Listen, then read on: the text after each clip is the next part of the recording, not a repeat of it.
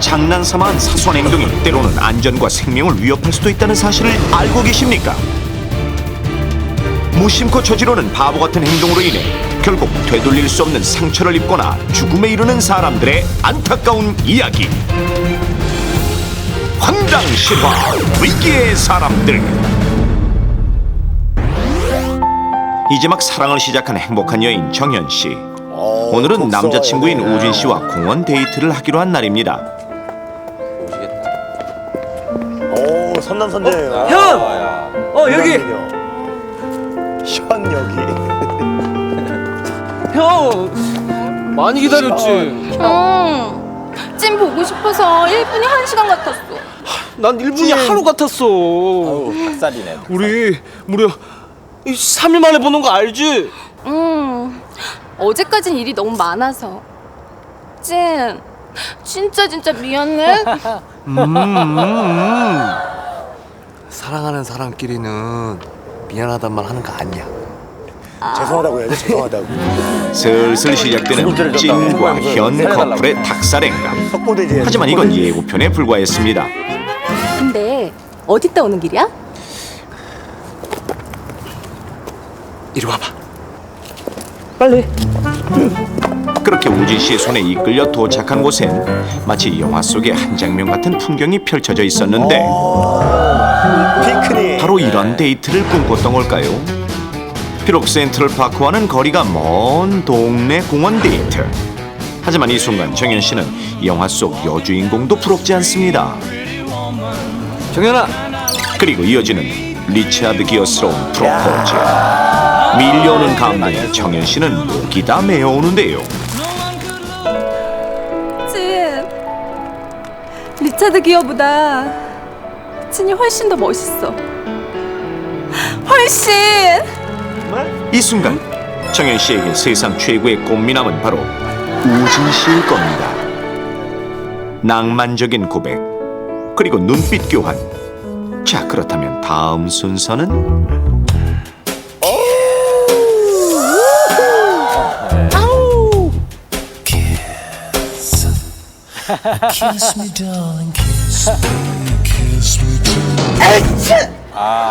그런데 그 순간 눈치 없이 터져나오는 재채기. 숨기고만 싶었던 꽃가루 알레르기를 하필이면 이런 중요한 순간에 들켜버린 우진 씨. 로맨틱한 영화 따라하기 쉬운 일이 아닙니다. 잠시 후 본격적인 피크닉 준비를 할 수 있을 만큼 진정된 우진 씨. 정현 씨가 좋아하는 간식에 와인까지 보통 정성을 들인 게 아닌가 봅니다. 김밥에 와인. 나 이거 한 번만 열어보면 안 돼? 괜찮죠? 할 수 있겠어? 조심해야 돼. 하지만 처음으로 와인을 따보는 정현 씨. 생각처럼 쉽지 않은지 코르크마개를 산산조각 내버릴 태세. 그런데 바로 그 순간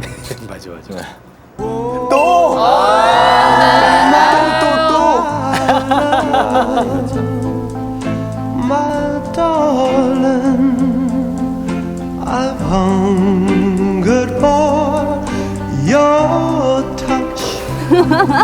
빠졌다. 자. 영화 주인공 놀이에 푹 빠진 덕분에 한참 만에야 와인 뚜껑을 연 두 사람. 서툰 솜씨에 코르크 마개가 조각조각 나버려 와인을 마시기가 불편할 정도였지만 그런 상황마저 두 사람의 행복한 기분까지 깨지는 못하는데요. 달짝지근한 사랑의 향기를 맡은 것일까요? 어디선가 날아든 벌 한 쌍도 맞아, 예쁜 맞아. 곡선을 그리며 두 사람 곁에서 춤을 춥니다. 영화 따라하기에 독소가 빠질 수 있나 우아하게 책을 펼쳐던 정현 씨. 그런데 그 옆에서 난생 처음 책에 질투를 느끼고 있는 우진 씨. 정현 씨의 관심을 돌리기 위해 나름 고군분투하는 중인데요. 첫 번째 작전은 과자 던져 먹기. 하지만 그것도 마음처럼 되지 않는 모양. 어째 하는 폼이 영 어설프다 싶더니 급기야 잘못 넘어가 버린 과자. 어이구. 이럴 때 꼭 애기 같아. 왜요? 다 마셨나 혼자서 봐요. 와인 한 병을 다 마신 거야? 어쩌려고? 현이 안 놀아줘서 그렇잖아. 진짜 너무해. 씨. 아, 에이. 그래서 삐진 거예요? 네. 형, 예. 나 이거 어우. 포도? 포도. 포도만 먹지 말고 이것도 먹어. 아우, 너. 나 이것도 먹어. 껍질 뱉으려고 한 하는데 폭의 같이 그림 먹었어요. 같은 두 사람. 이대로 시간이 멈춰버려도 좋을 것 같습니다. 어제 저거 다 하느라 잠도 못 자고. 피곤하겠다, 우리 찐. 그런데 그새 잠이 들어버린 우진 씨. 멋있는 척은 혼자 다 하더니 입까지 벌리고 자네. 급히 마신 와인 때문인지 여자친구의 무릎이 포근해서인지 쉽사리 깰 것 같진 않은데요. 세상 모르게 잠든 우진 씨를 깨우고 싶지 않은 정현 씨. 조용히 다시 책을 펼쳐들었습니다. 그런데 잠시 후 갑자기 극심한 호흡곤란 증상을 보이는 우진 씨. 애타게 자신의 이름을 부르는 정현 씨의 목소리도 듣지 못하는데 결국 구조대가 오는 몇 분 사이 우진 씨는 질식사하고 말았습니다. 사랑하는 사람의 무릎을 베고 잠들었던 우진 씨가 갑작스럽게 호흡곤란을 일으켜 질식사한 것은 두 사람 모두 이것의 위험성을 미처 예상치 못하고 무방비 상태로 있었기 때문인데요. 자, 그렇다면 우진 씨가 갑자기 질식사하게 된 원인은 과연 무엇이었을까요?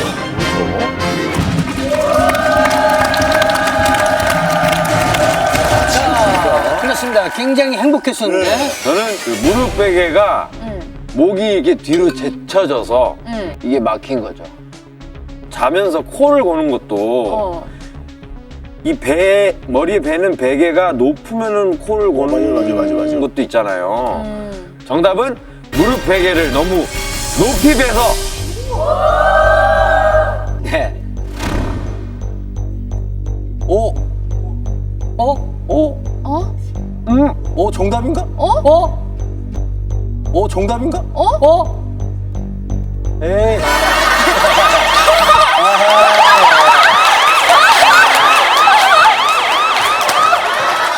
앞에서 보면은 그 남자분이 꽃가루 알레르기가 있다고 네. 했잖아요. 근데 왜 중간중간 벌들이 등장을 했을까요? 그쵸? 벌들은 어디에서 올까요? 자연에서 꽃들에서. 벌이 윙윙 돌면서 그런 꽃가루 그런 것들이 이제 남자한테 떨어지면서 입을 살짝 벌리고 자잖아요. 그러면서 좀 이렇게 기도가 부으면서 아, 그러니까 질식사. 벌한테 묻어있던 꽃가루가 벌들이 그 이렇게 위를 날아다니면서 여기 투하를 한 거네요. 좀 그럴싸하지 않아요?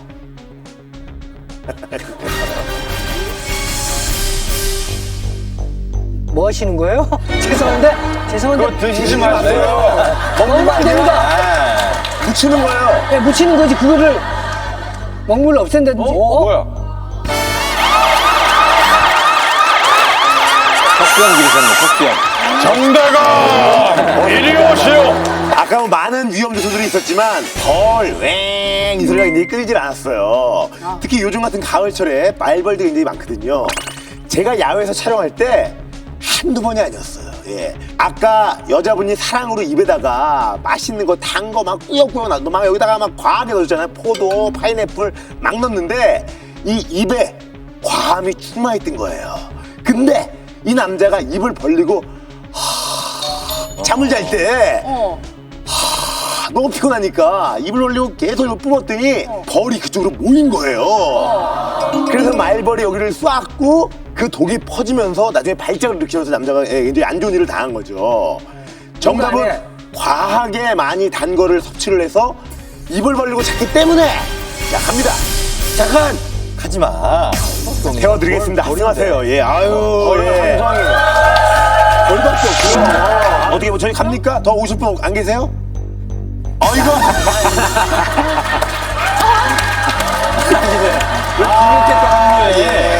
이거 외에는 방법이 없을 것 같아요. 이거 외에는. 없다니까요, 진짜. 이거 외에는. 하나, 둘, 셋. 하나, 둘, 셋. 따!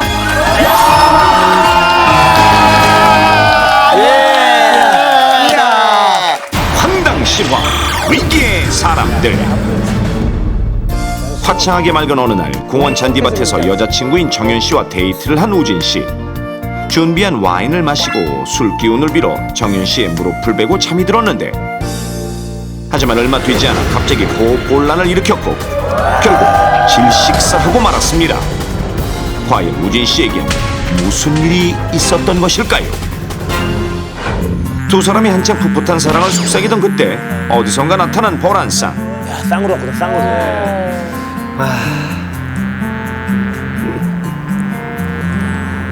있잖아 찐. 별 좀 쫓아주면 안 돼? 아, 저기 있었군요. 안 돼. 왜? 벌이 꽃을 쫓아가겠다는데. 그럼 내가 무슨 수로 말리냐? 어? 긍정적이시다. 뭐야? 받아들이시네요. 아 근데 그래도 자꾸 벌이 많아지는 것 같은데. 아유, 아이고.